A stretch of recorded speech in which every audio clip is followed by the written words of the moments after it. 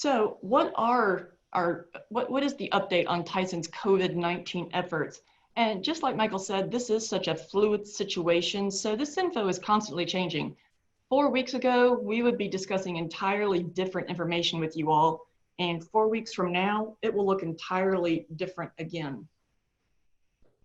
So first and foremost, what are our priorities during this crisis? Number one, again, and it goes without saying, is safety. Keeping our team members, their families, and our suppliers safe and informed. It's also pursuing accuracy and transparency, making sure the right info is getting communicated. And then third, shaping public reputation. Everyone has their own opinion, so it's our job, going back to 1 and 2 on here, to ensure the most accurate and correct info is being sent out. So we have gone above and beyond to meet or exceed OSHA and CDC guidelines when putting these measures in place. We are definitely screening for symptoms, providing protective face masks, applying social distance requirements. But most recently, we have launched partnerships with 2 companies called Matrix Medical and Axiom Medical. And they are conducting plant-wide testing and providing enhanced care for all of our team members.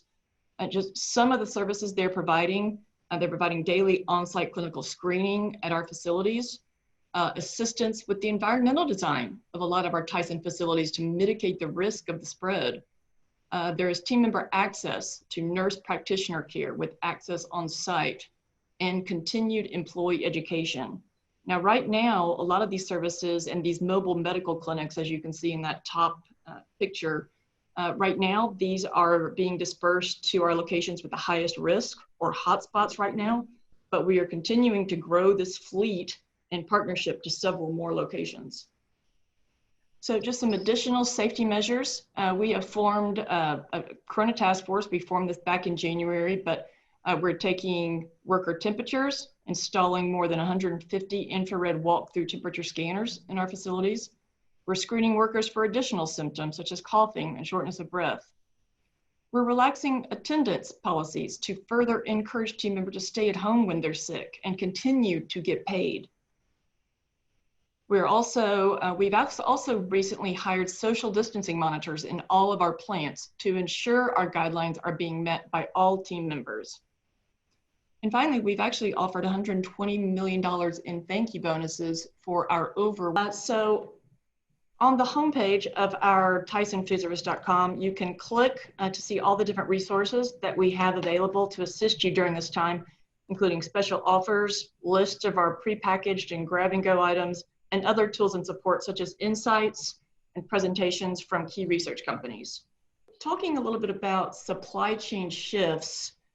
So what are those shifts that we're seeing in healthcare and in senior dining industry? I'm sure you all know these and are living and breathing these, so we don't have to go over these in great detail, but staff shortages in certain locations. So definitely there is a need for more fully cooked, prepared items, more individually wrapped, portion control, and grab and go menu items.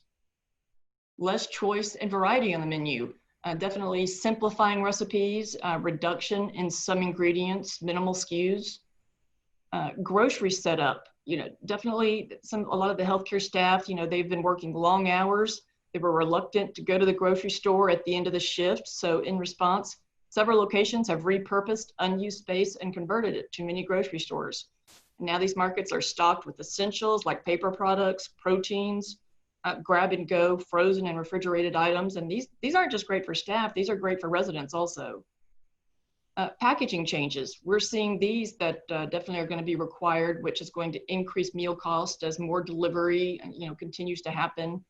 And a lot of times, operators have been trying to find those sustainable options when it comes to packaging, but sustainability initiatives have really been put on the back burner temporarily to find that packaging that's better suited for more delivery, reheating methods, etc.